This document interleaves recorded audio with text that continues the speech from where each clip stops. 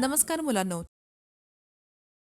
तुम्ही कधी आकाशात इंद्रधनुष्य पाहिले आहे का? ते सुंदर नाही का? हो, मला ते खूप आवडते. लहानपणापासूनच आकाशातील ही माझी आवडती गोष्ट आहे. मी माझ्या शाळेच्या काळात ढगाळ आकाशाकडे पाहायचो.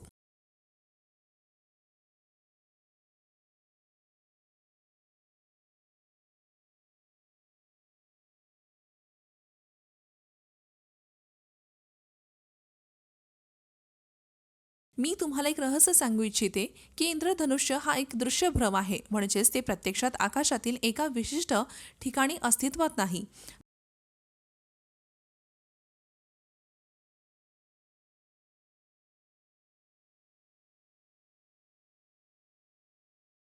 तर इंद्रधनुष्य तयार होण्याचे कारण काय आहे?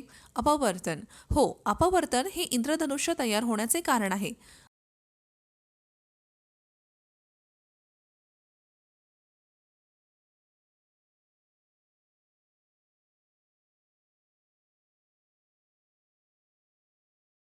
अपवर्तन हा तुमच्यासाठी एक नवीन शब्द आहे. हा प्रकाशाचा गुणधर्म आहे.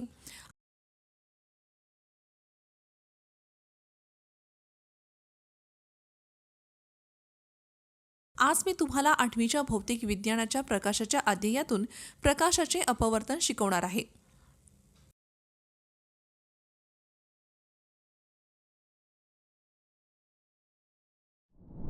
धड्याचे पुनरुत्पादन. प्रकाश सर्व पृष्ठभागावरून परावर्तित होतो. प्रकाश गुळगुळीत पॉलिश केलेल्या आणि नियमित पृष्ठभागावर आघात होतो तेव्हा नियमित परावर्तन होते.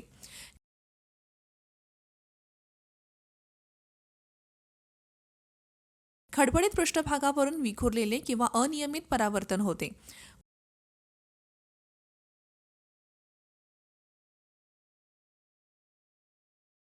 परावर्तनाचे दोन नियम आहेत. आपाते कोन परावर्तन कोनाइतका असतो.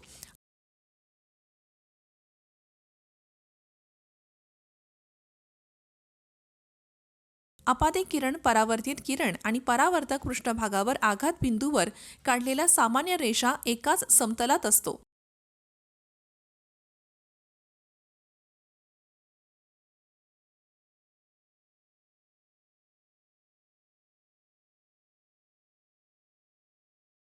समतल आरशात तयार झालेली प्रतिमा पार्श्व उलटा करते.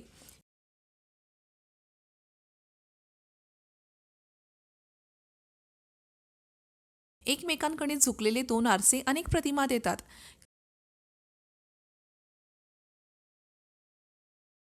कॅलिडोस्कोपमध्ये शोभादर्शक, बहुरूपदर्शक अनेक परावर्तनांमुळे सुंदर नमुने तयार होतात.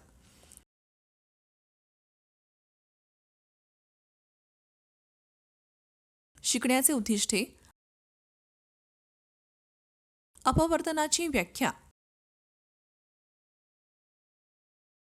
अपवर्तनाचे उदाहरण. अपवर्तनांक.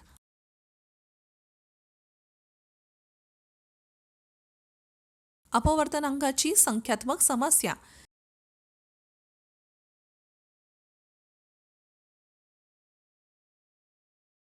स्नेलचा परावर्तनाचा नियम. विक्षेपण प्रकाशाचे विखुरणे. विक्षेपणाचे विखुरण्याचे कारण. अतिमहत्वाचे शब्द. अपवर्तन, माध्यम, अपवर्तनांक, विक्षेपण. ताना पिहिनी पाजा.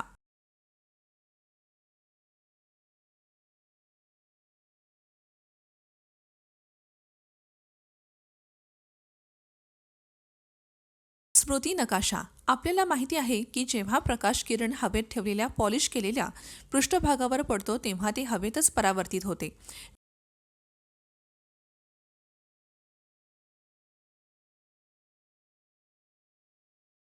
जेव्हा ते पारदर्शक पदार्थावर पडते तेव्हा ते पूर्णपणे परावर्तित होत नाहीत.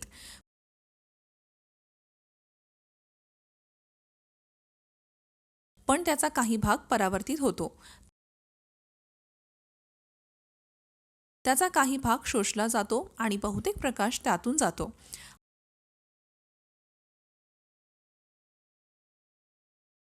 हवेतून प्रकाश 3 × 108 मीटर सेकंद वजा 1 वेगाने प्रवास करतो.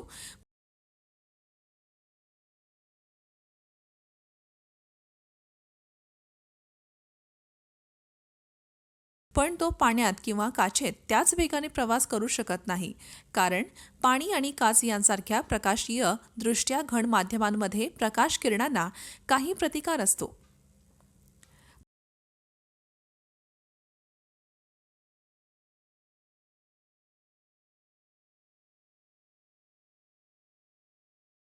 तर आपल्याला एक गोष्ट समजून घेणे आवश्यक आहे की माध्यम अपवर्तनांक महत्त्वाची भूमिका बजावते.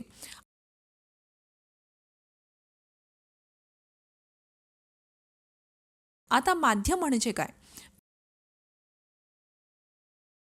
प्रकाश ज्या ठिकाणातून प्रवास करतो ते माध्यम आहे.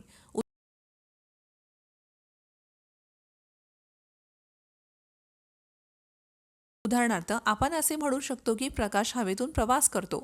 आपण हवेला माध्यम म्हणू शकतो. जर प्रकाश पाण्यातून प्रवास करत असेल तर ते माध्यम म्हणजे पाणी.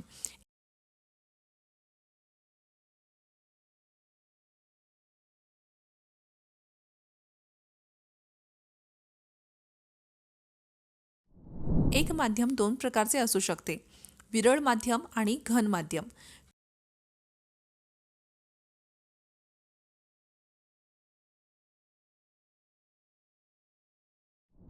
कोणते विरळ आणि कोणते घन आहे हे आपण कसे समजू शकतो?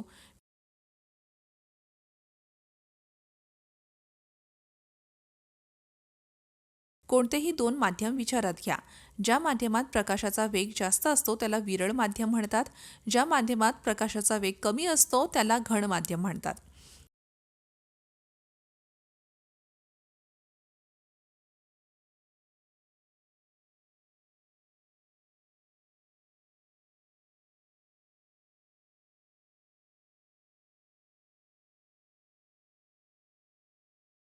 उदाहरणार्थ आपण असे म्हणू शकतो की हवा ही विरळ माध्यम आहे आणि पाणी ही घन माध्यम आहे.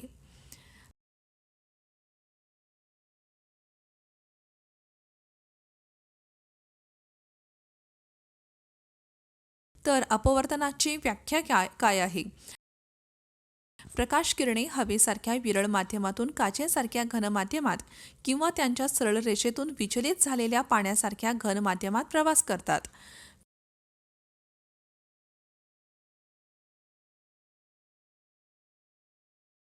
प्रकाशाचे आपात बिंदूवर सामान्य दिशेने वाकणे एका पारदर्शक माध्यमातून दुसऱ्या पारदर्शक माध्यमातून जात असताना त्याला प्रकाशाचे अपवर्तन म्हणतात.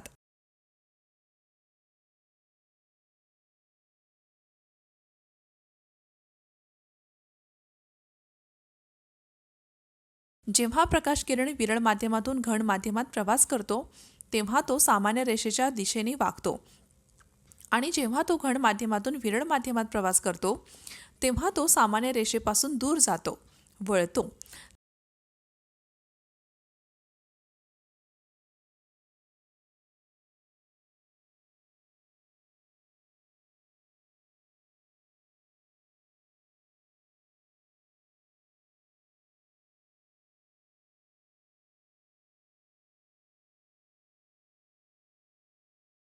चला अशी क्रिया करूया ज्याद्वारे आपण अपवर्तन समजू शकतो. चला एक काचेचे बिकर चंचू पात्र घेऊया. ते पाण्याने भरा आणि त्यात एक पेन्सिल ठेवा. आता बीकरमधून पेन्सिल पहा.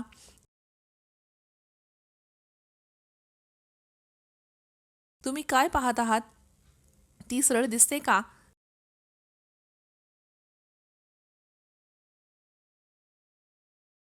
नाही, ती पाण्याच्या पृष्ठभागावर वाकलेली दिसेल का?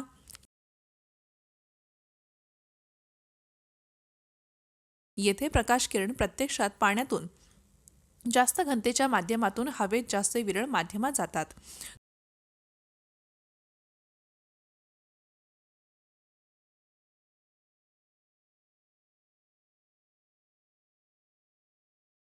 तुम्ही आधी पाहिल्याप्रमाणे जेव्हा प्रकाश किरण घनतेच्या माध्यमातून विरळ माध्यमात प्रवास करते तेव्हा ते त्याच्या सरळ रेषेपासून विचलित होतात.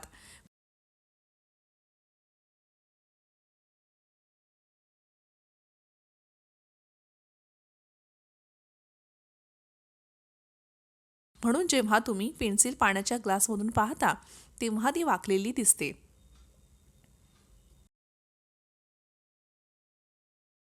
आता आपण अपवर्तन निर्देशांक जाणून घेणार आहोत. प्रथम आपल्याला प्रकाशाचे अपवर्तन कोणत्या घटकावर अवलंबून असते हे जाणून घ्यावे लागेल.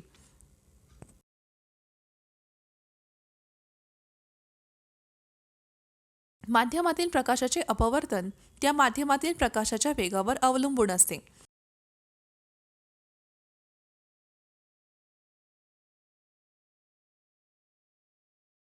जेव्हा माध्यमात प्रकाशाचा वेग जास्त असतो तेव्हा वाकणे कमी असते आणि जेव्हा प्रकाशाचा वेग कमी असतो तेव्हा वाकणे जास्त असते.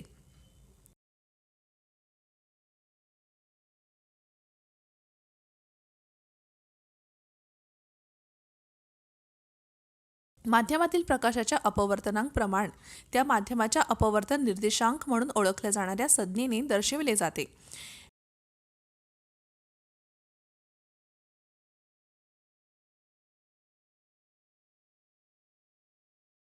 जे हवेतील प्रकाशाच्या वेगाचे त्या विशिष्ट माध्यमातील प्रकाशाच्या वेगाशी गुणोत्तर आहे.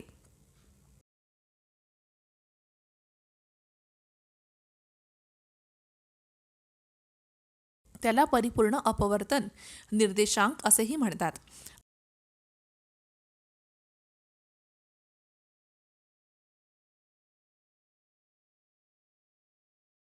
आणि ते ग्रीक अक्षर म्यू ने दर्शविले जाते.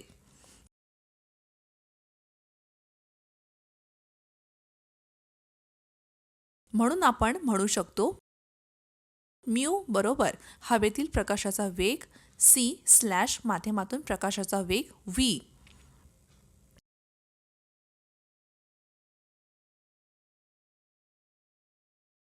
अपवर्तन निर्देशांक हा दोन समान राशींचा गुणोत्तर आहे जो वेग आहे.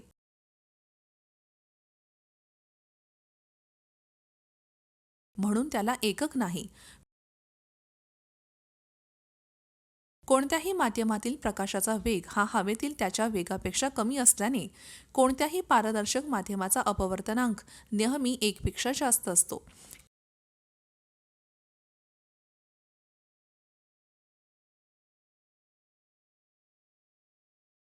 काही सामान्य पदार्थांचे अपवर्तनांक येथे दिले आहेत. सर्वसाधारणपणे एका माध्यमाचा दुसऱ्या माध्यमाच्या सापेक्ष अपवर्तनांक त्याचा निरपेक्ष अपवर्तनांकाच्या गुणोत्तराने दिला जातो.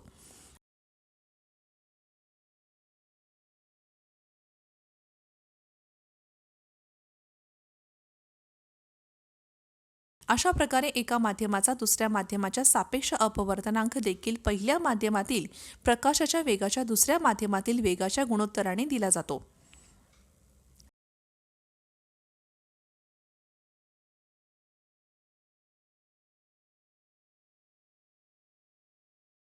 चला एक समस्या सोडवण्याचा प्रयत्न करूयात. हवेतील प्रकाशाचा वेग 3 × 108 ms वजा 1 आहे आणि एका माध्यमातील प्रकाशाचा वेग 2 × 108 ms वजा 1 m/s आहे. हवेतील माध्यमाचा अपवर्तनांक शोधा.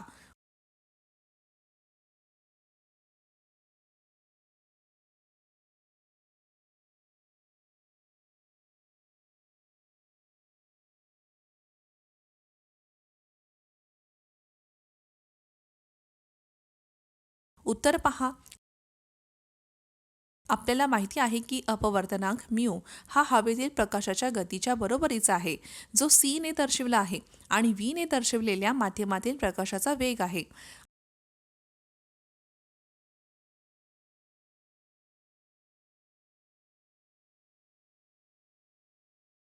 आता हवेतील प्रकाशाच्या गतीच्या जागी आपण 3 × 108 मीटर प्रति सेकंद लिहित आहोत आणि ती अंशाच्या स्थितीत आहे.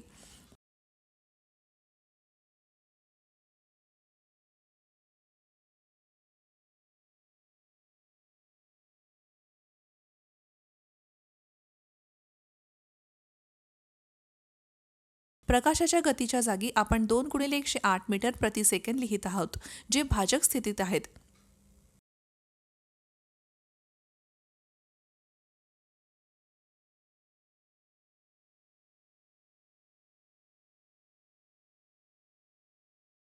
आता गणना केल्यानंतर आपल्याला 3/2 मिळत आहे, जे 1.5 आहे.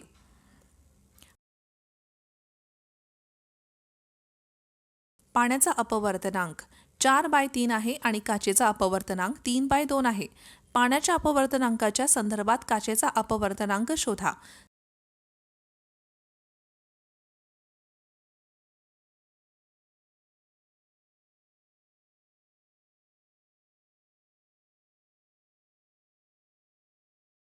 चला उपाय शोधूया. पाण्याच्या अपवर्तनांकाच्या संदर्भात काचेचा अपवर्तनांक W ने दर्शवला जातो आणि तो पाण्याच्या अपवर्तनांकाने काचेच्या अपवर्तनांकाच्या बरोबरीचा असतो.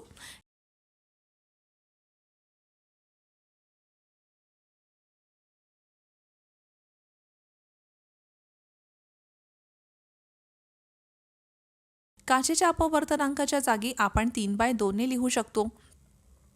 लिहू जे अंशाच्या स्थानावर आहे आणि पाण्याच्या अपवर्तनांक किंवा भाजकाच्या स्थानावर ते 4/3 आहे.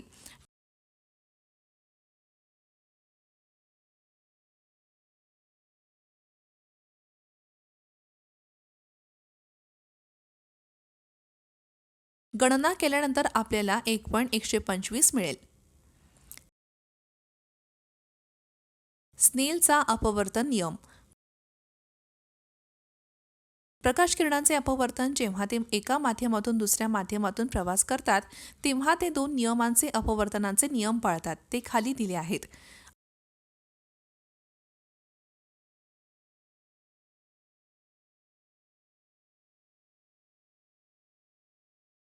आपाती किरण, अपरिवर्तित किरण आणि छेदन बिंदूवरील सामान्य रेषा हे सर्व एकाच समतलात स्थित आहेत.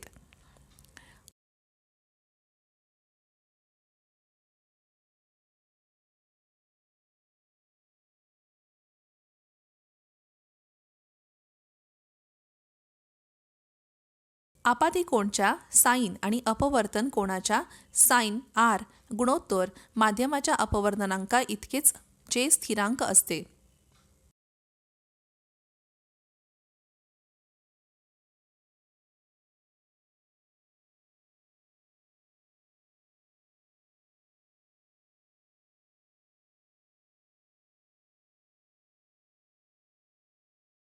दुसरा नियम स्नेलचा नियम म्हणून देखील ओळखला जातो.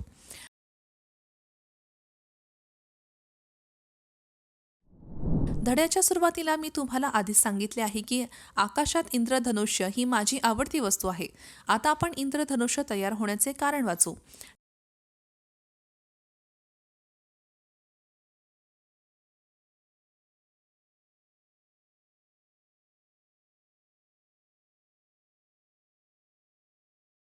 ते योग्यरित्या समजून घेण्यासाठी आपल्याला एका कृतीची मदत घ्यावी लागेल.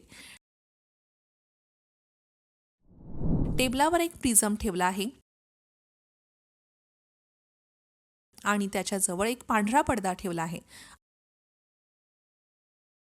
आता टॉर्चच्या मदतीने आपण प्रिझममधून पांढरा प्रकाश जाऊ देऊ.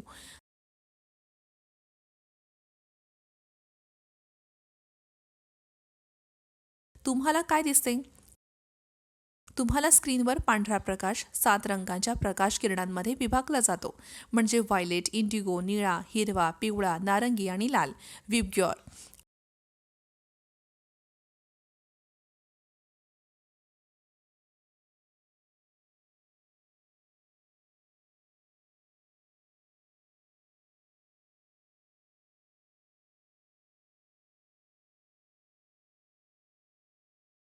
आता दुसरा प्रिझम पहिला प्रिझम त्रिकोणी लोलक आणि स्क्रीन पडद्याच्या दरम्यानच्या त्याच्या उलट्या स्थितीत ठेवला आहे.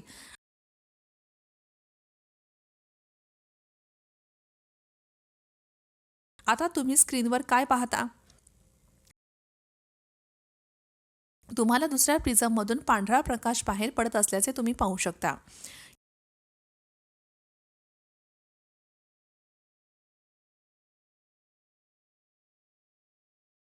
या कृतीमध्ये तुम्ही पाहू शकता की पहिला प्रिझम पांढऱ्या प्रकाशाचे 7 रंगाच्या प्रकाश किरणांमध्ये विभाजन करतो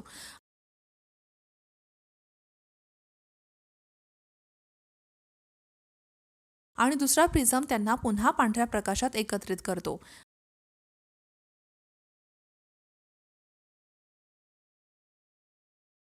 अशा प्रकारे हे स्पष्ट होते की पांढऱ्या प्रकाशात 7 रंग असतात. पांढऱ्या प्रकाशाचे पारदर्शक माध्यमातून जाताना त्याच्या 7 घटक रंगांमध्ये तरंगलांबी विभाजन होणे म्हणजे प्रकाशाचे विखुरणे.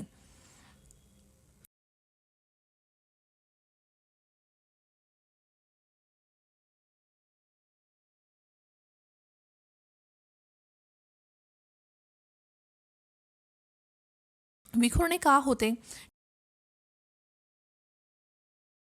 कारण पांढऱ्या प्रकाशात असलेल्या वेगवेगळ्या रंगाच्या प्रकाशाची तरंगलांबी वेगवेगळी असते आणि ते एका माध्यमात वेगवेगळ्या वेगाने प्रवास करतात.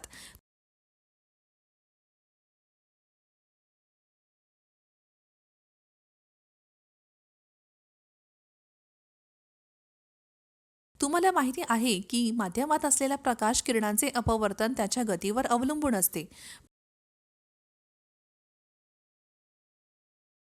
प्रत्येक रंगाच्या प्रकाशाचा वेग वेगळा असल्याने घटक रंगीत दिवे प्रिझमच्या आत वेगवेगळ्या प्रमाणात अपवर्तित होतात.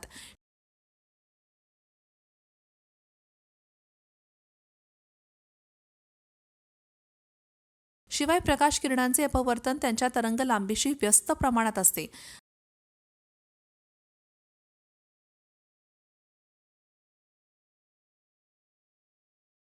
अशा प्रकारे मोठी तरंगलांबी असलेल्या लाल रंगाचा प्रकाश कमी विचलित झाला तर जांभळ्या रंगाचा प्रकाश कमी तरंगलांबी असलेल्या जांभळ्या रंगाचा प्रकाश जास्त विचलित झाला.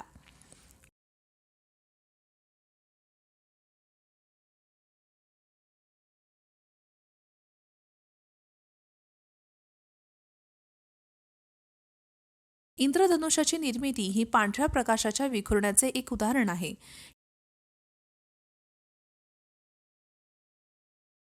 हे सूर्याच्या विरुद्ध बाजूला असते. पावसानंतर मोठ्या संख्येने थेंब हवेत लटकलेले राहतात.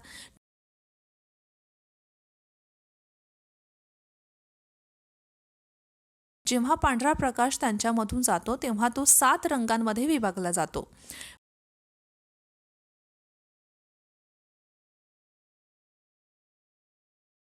मोठ्या संख्येने थेंबांमध्ये पांढऱ्या प्रकाशाचे विखुरणे अखेर इंद्रधनुष्य तयार करते.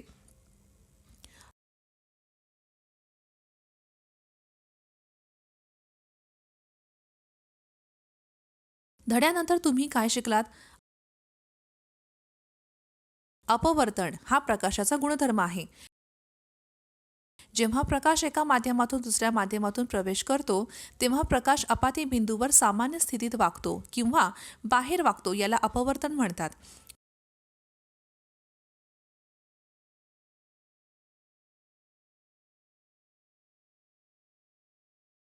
माध्यमातील प्रकाशाचे अपवर्तन त्या माध्यमातील प्रकाशाच्या वेगावर अवलंबून असते. अपवर्तनांक म्हणजे हवेतील प्रकाशाच्या गतीचे त्या विशिष्ट माध्यमातील प्रकाशाच्या गतीशी गुणोत्तर.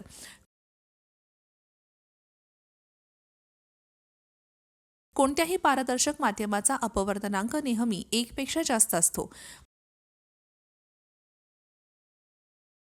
पारदर्शक माध्यमातून जाताना पांढऱ्या प्रकाशाचे त्याच्या 7 घटक रंगांमध्ये तरंगलांबी विभाजन होणे याला प्रकाशाचे विघटन म्हणतात.